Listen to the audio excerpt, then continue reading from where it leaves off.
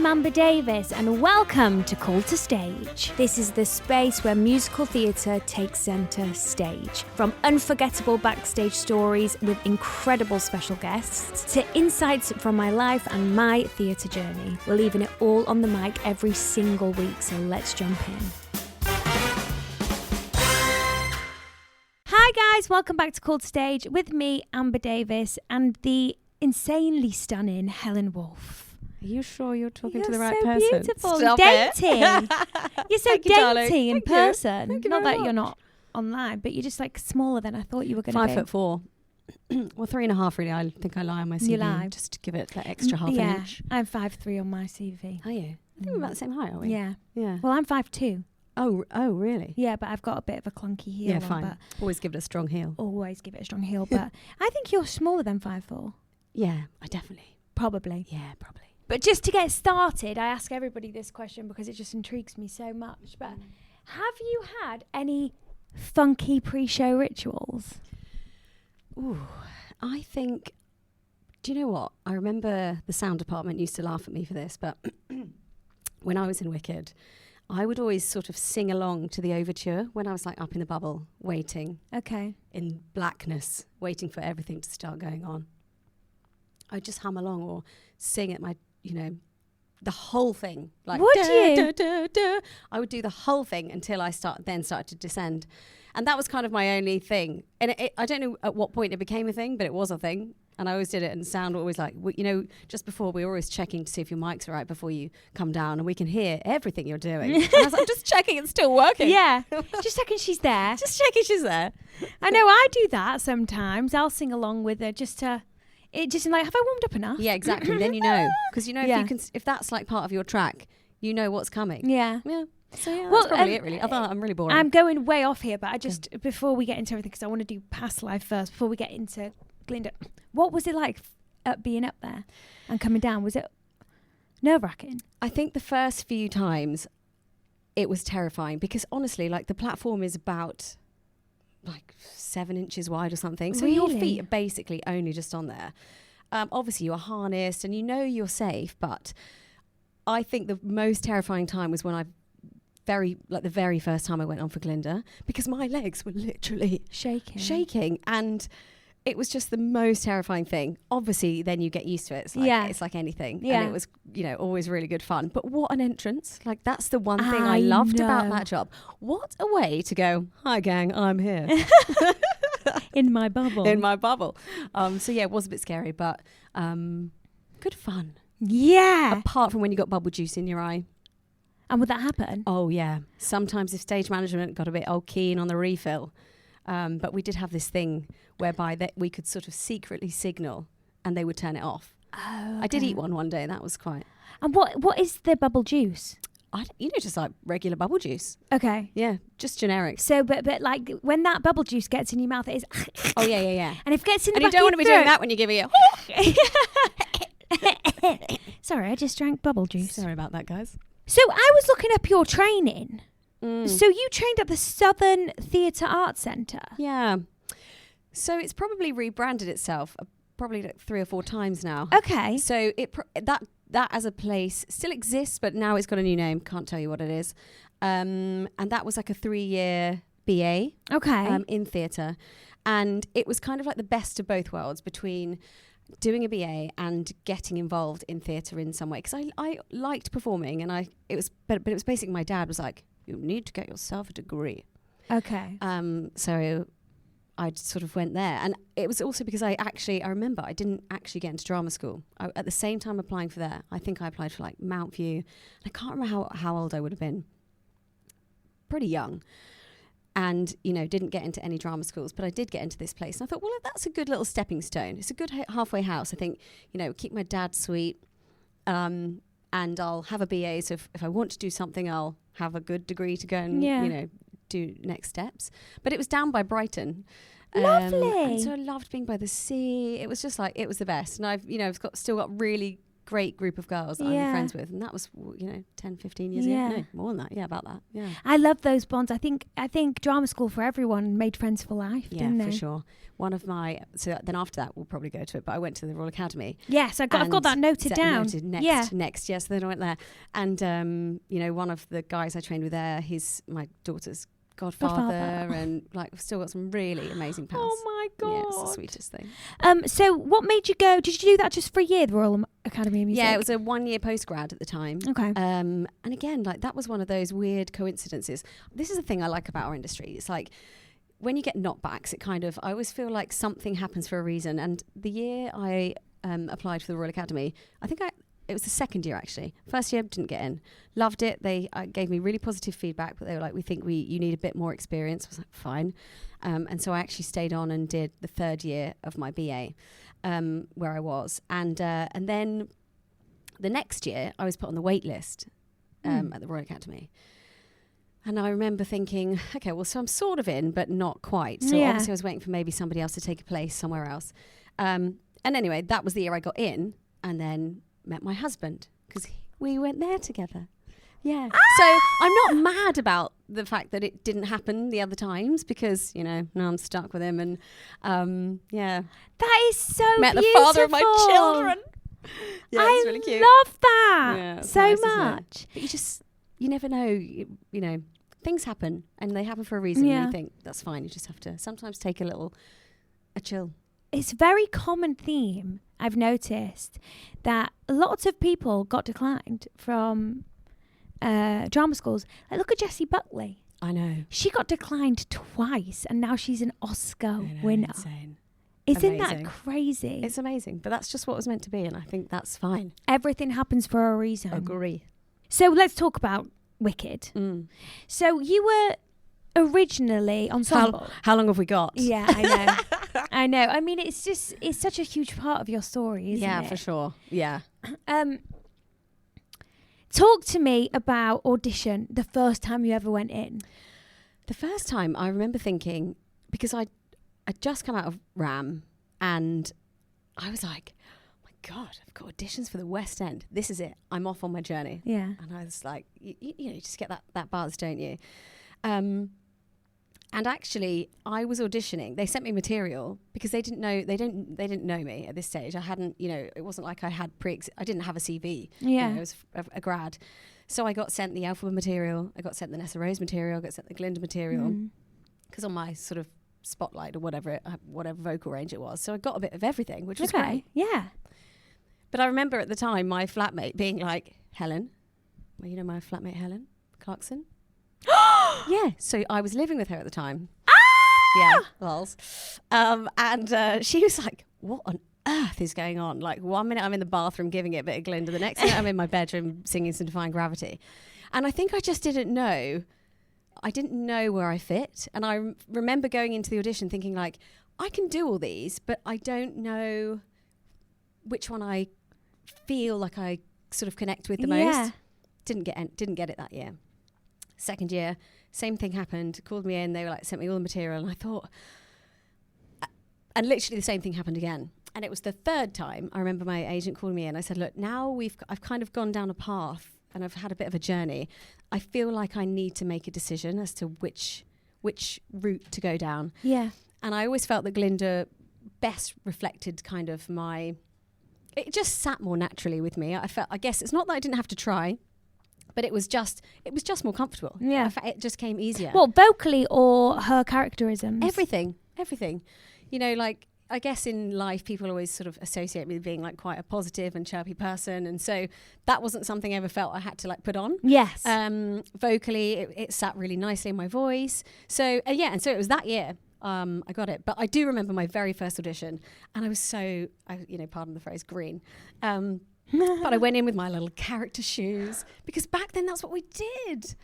Character shoes. And no makeup. Do you remember that?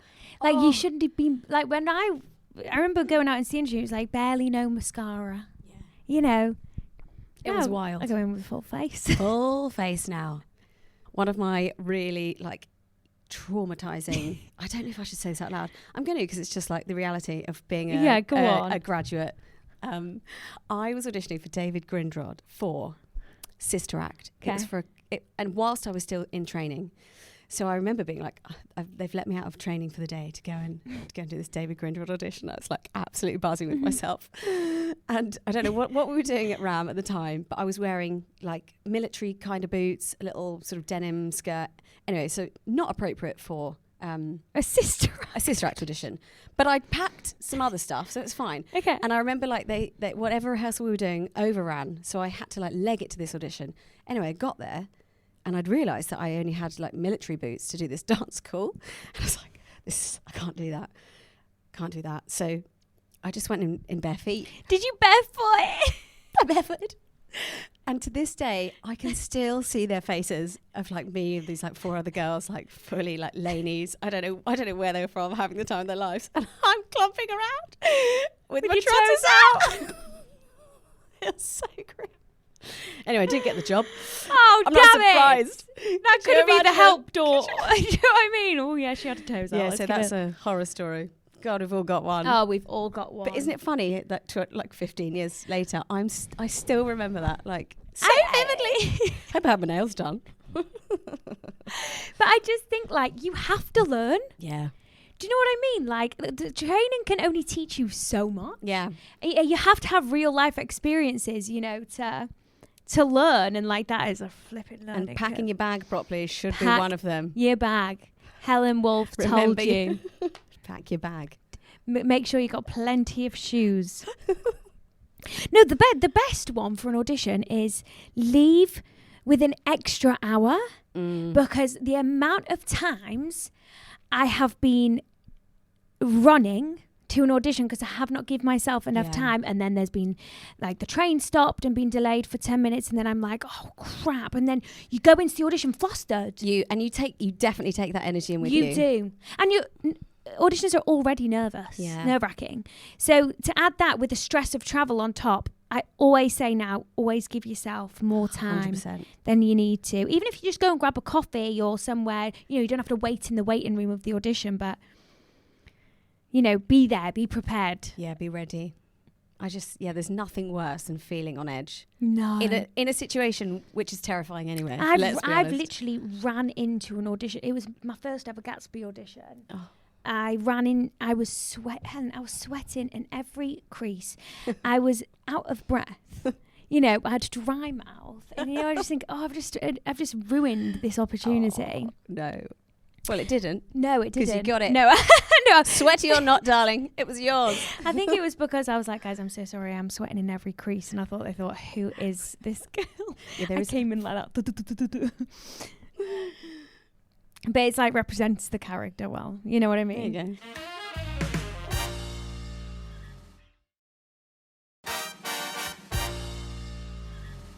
So, were you ensemble first? Yeah. So I want to know the whole thing. So the journey. Yeah. Gosh, I should have bought a notepad and pen because there's been so many. So I was in the very first UK tour of Wicked that went out. So that was I think that was 2013, 2012, 2013. I was second cover Glinda. Ensemble second cover. I say the word fortunate. Unfortunate in that for my friend Karina, who was supposed to be the first cover, she broke her leg. She played Nessa Rose. Wait, as in Sean Needham's wife? Yes, yeah. Oh. So she did the first tour with me. She was Nessa Rose, first cover Glinda, but she had an accident, I think just before we started rehearsals for the tour, and had a broken leg. Or she was in a boot or something. Okay. So basically she could function as Nessa Rose, but not do Glinda. So I was like skipping up to rehearsals like the first day thinking, God, it's as like a first professional job. Yeah. I just needed to get my ensemble stuff done. I was like, this is great. And then I got pulled to the side, like I think day 2 of rehearsals, and they were like, by the way, this is the situation. So you're going to need to be ready for week 1 of Manchester. And I was like, that's in like, right. So this is, okay, fine. Right. And I remember being at the Manchester Palace. First week we'd opened. Emily Tierney was playing Glinda. And I was basically next in line. I can't remember if they brought someone up to stand by just in case, but basically they had to get me ready to go. And that was a real in at the deep end, because I'd never been in a commercial show before.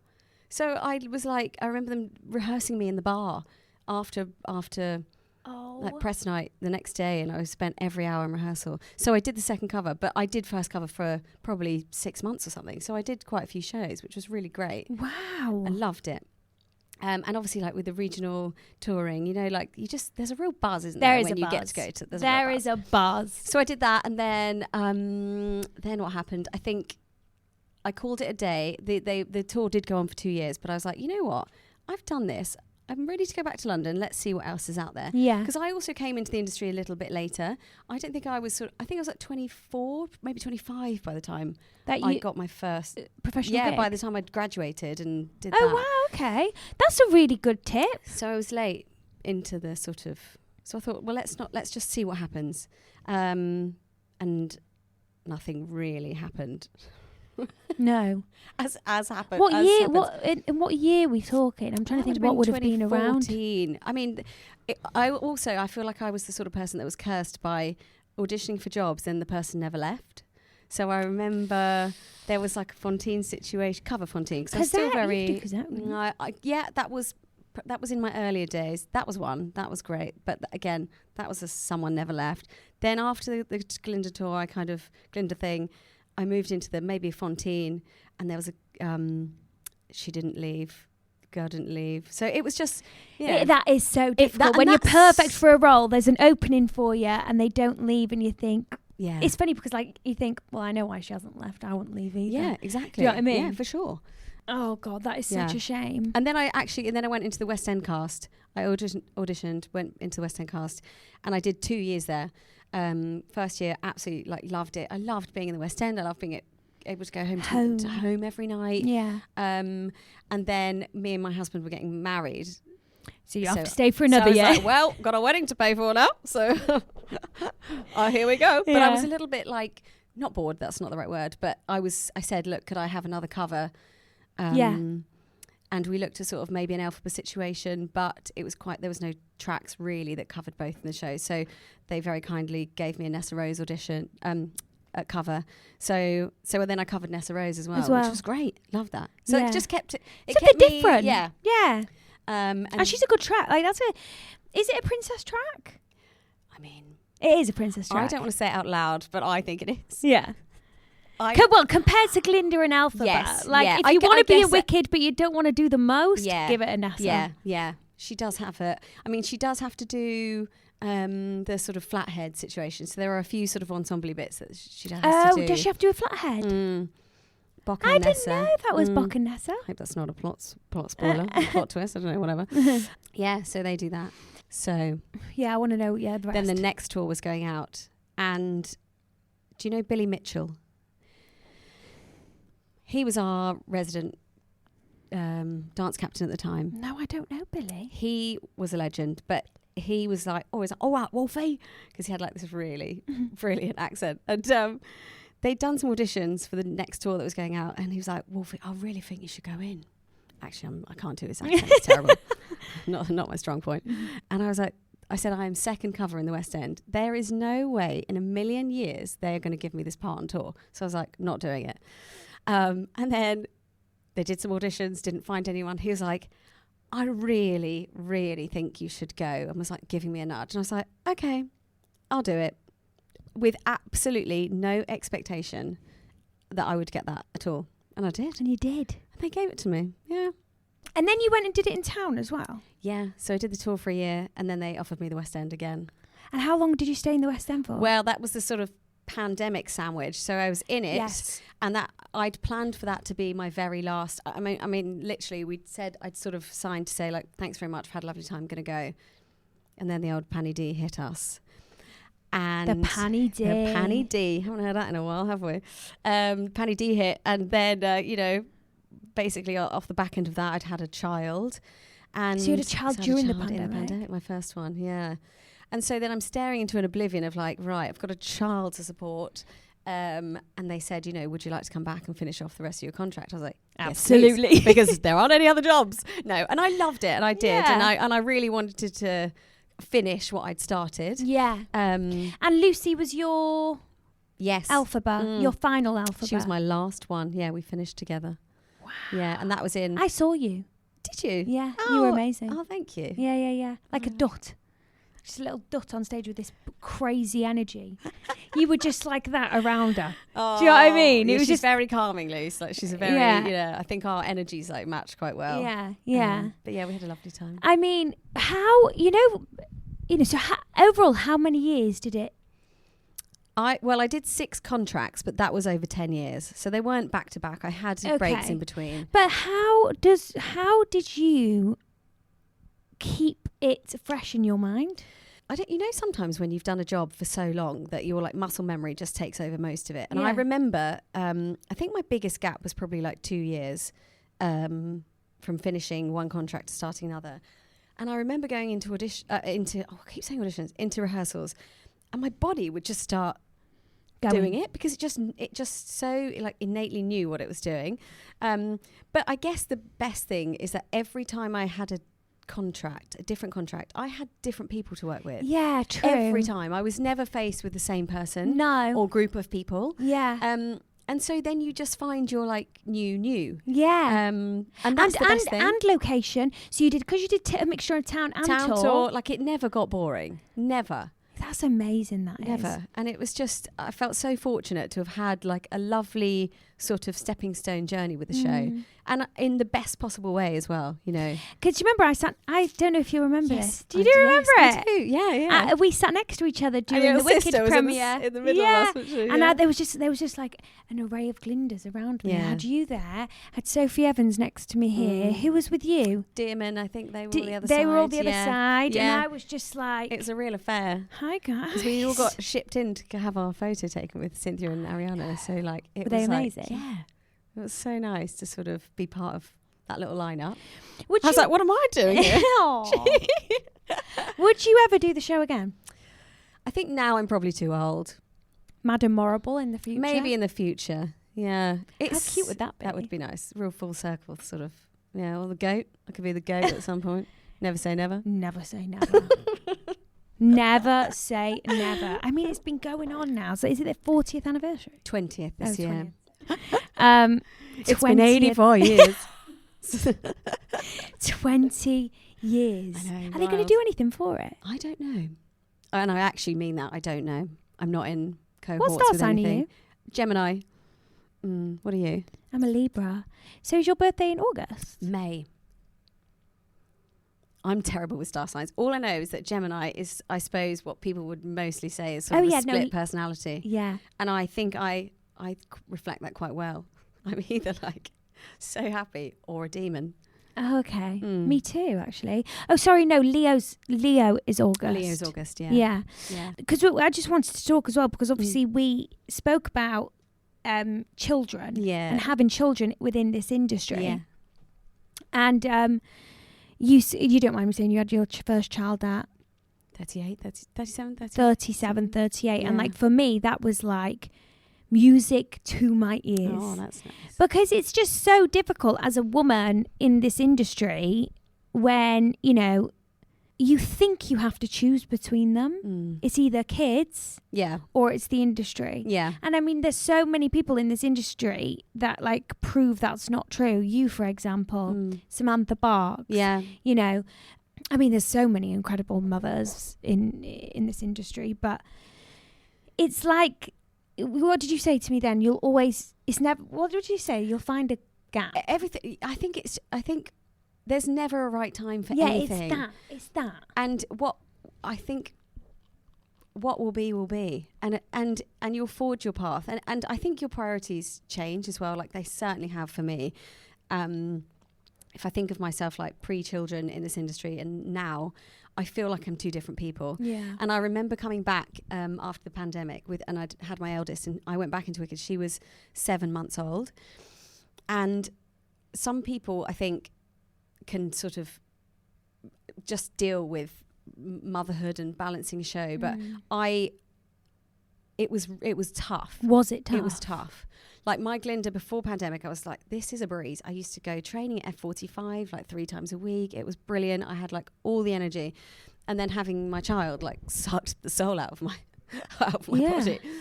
One of the things was because being in a show 8 nights a week, I had to she had to be in daycare, during Yeah. some of the days, because otherwise I would just never get any rest. Yeah. And so with that, she was in like a nursery 3 days a week. And, with nursery comes every snots under the sun, Yeah. the next cough, the next cold. And we would literally just pass bugs around each other.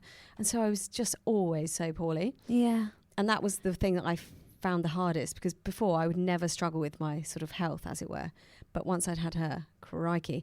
And I don't know if that was off the back of a pandemic as well. Like, we'd Yeah, been in yeah. hiding for 2 years, so maybe our immune systems weren't what they were. But yeah, I took an absolute battering. Did you? Yeah. And I did really struggle, because, when you want to be at work and you're like, I'm fine. But also when she was poorly, that was it. It was my heart was like, I don't want to be... And work. I don't want to be singing to 2,500 people. I want to be at home, like looking after my baby. girl that really needs me, because she's so sick. And that's the hard thing. That's is like your hard. heart is like literally torn in two, because you obviously want to be a good company member and you want to turn up and do a good job. But that for me, that was the hardest thing. Yeah. But I loved it. And actually, when she was towards the end of that contract, she was able to come and watch. My company manager, absolute ledge, just like snuck her in.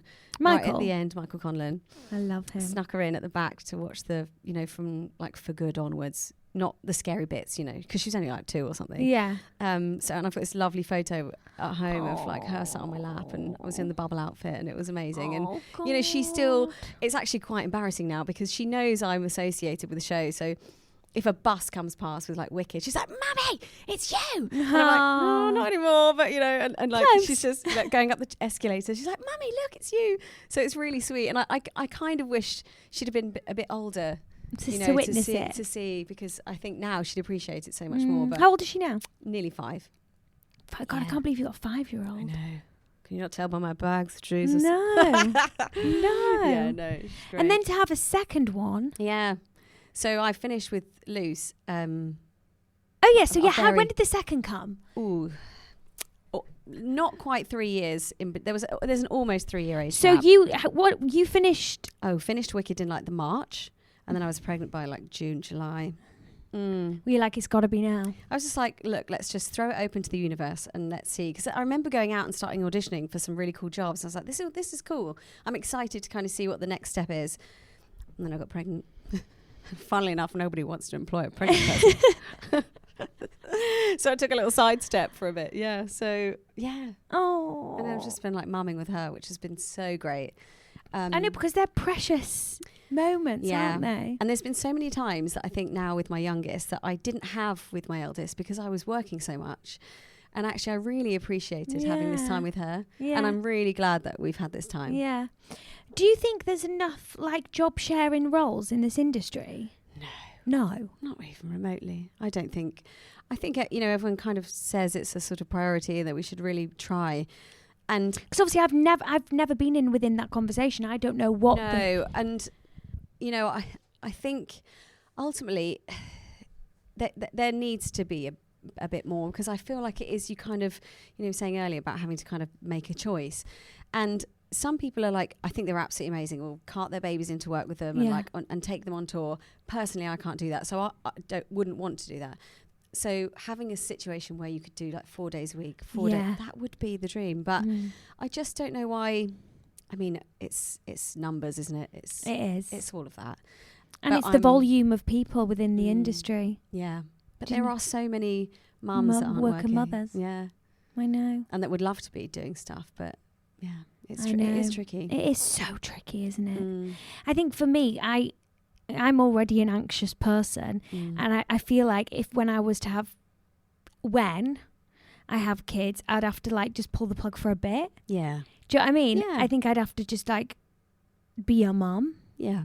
And then I think you'll know. I think it's just it's hard. It's hard, and you don't know until you are in like having a kid in your arms. You don't know how you're going to feel. I know. And actually, you might be like, oh, actually, I'm ready to go back to work in like 2 months' time, and you could be fine. But I think it's like I say, you just have to take things like one step at a time. One step at a time. What will be, will be. Yeah. What will be, will be. Yeah. I want to know, who is your favourite person you've worked with? Oh gosh, sorry, that's actually cruel. Evil, I know. Cruel. Because it's like a big old tin of Quality Street, isn't it? Like you love them all individually for different reasons. Like I love Luce Jones. Like we finished there together, and it was a real special show for her. So that's been great. And I think of like my time with Wicked, like there's a guy called Mark Curry who was he was a wizard, and he just always had this like naughty sparkle in his eye. I'm for one, I just love someone with a sparkle. Actually, I remember Idris. He's been on this podcast. I love Id. Idris, what a little monster that boy is. Oh, it was he. Oh God. Well, he just like if he laughed, there was no hiding it. Oh. And I can imagine him. He was a absolute terror. And Nick McLean, who also played Bock a few years later, he was like my last one. Yeah. They were impossible in the nicest possible way. I love that. One of the stories about Idris is that there's a moment in the show, like really at the beginning, the box come running and they're like, Miss Glinda, and they like run on, spot me and the Glinda, and then run down stage. Well, Idris ran on once and his feet went straight out from underneath him. And I clocked it out the corner of my eye.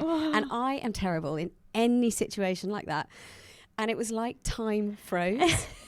You know, when you're just like, I can't breathe. I don't know what to do. I'm like sweating. Yeah. He obviously could not say a word for trying to laugh. So people like that, I've just honestly, like, I've been so lucky to have so many amazing people. And I think that is what this industry is about those moments, those hysterical moments that you just can't, like no one else would understand but us. Yeah. Do you know what I mean? But honestly, I've been so lucky with all my companies. Like, it's a real, especially with Wicked, it is, I mean, every show is a real team show, but that is specifically like a real, no one can drop the ball. No. You know, that ball will be passed around a lot, and, you know, it's a real...